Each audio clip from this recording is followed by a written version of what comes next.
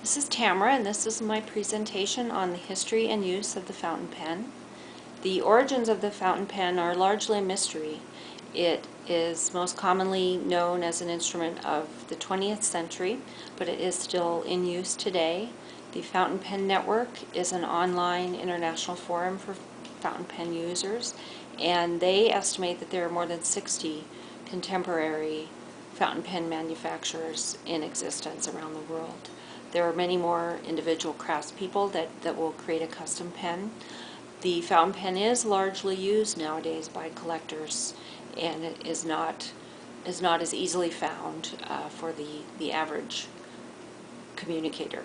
Most people now will reach for a ballpoint, a gel ink pen, even a keyboard. We are in the digital age after all. The fountain pen was first used or first created, it's believed, back in the early 18th century, late 17th century, and it's mostly associated with the Victorian era of the late 1900s or 1800s, early 1900s.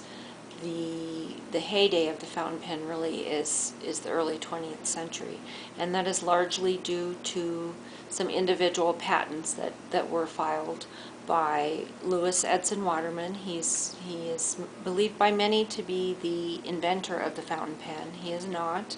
What he invented were new filling systems that made the formerly desk-bound fountain pen portable.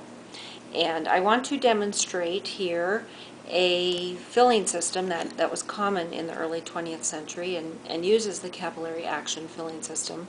This is a Wahl Eversharp Skyline, dates from the 1940s. It is a vintage pen. It has no replacement parts other than a new sack inside. It is what's known as a lever filler, and it is one of what is considered a self-filling fountain pen that dates from the 20th century. So there's a way to fill these pens. We dip them nib down into a bottle of fountain pen ink. Fountain pen ink is largely a water-based ink, so it's a very safe ink. And you would open the lever here, which puts pressure on a rubber sack that's inside the barrel, forcing the air out.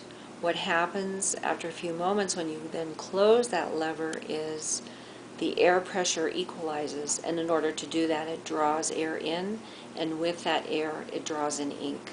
And so that is how you fill a lever filling fountain pen.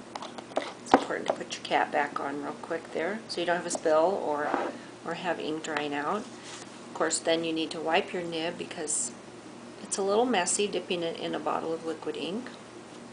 But once you've done that, your pen is ready to go. You can cap it, put it in your pocket, take it with you. It becomes a portable writing tool as opposed to a tool that needs a bottle of ink with it at all times in order to work. There are many filling systems used over the years in fountain pens. All have their detractors and proponents. Unquestionably the most widely known, as W.J. Gent noted it when he wrote back in 1913, are the Waterman pens, as well as Parker. Parker pens and Waterman pens were really some of the best ever created in their era and continue to be to this day. There's quite a market for vintage fountain pens such as this one and the early Waterman and Parker models. Really what led to the fountain pen falling out of favor, which happened after World War II, it was the wider use of plastics, and with that came the ballpoint pen, also a self-filled instrument, also disposable, and so when it ran out of ink you threw it away, you picked up another ballpoint. It was seen as more convenient as a fountain pen that had to be refilled and was sometimes a messy prospect. So the fountain pen really is sometimes seen as an inconvenience. For those of us who still use them, we really see them as a tool for communication, for contemplation, for really thinking about your communications as you set them down on paper and before you set them down on paper. It sort of invites you back to an older time.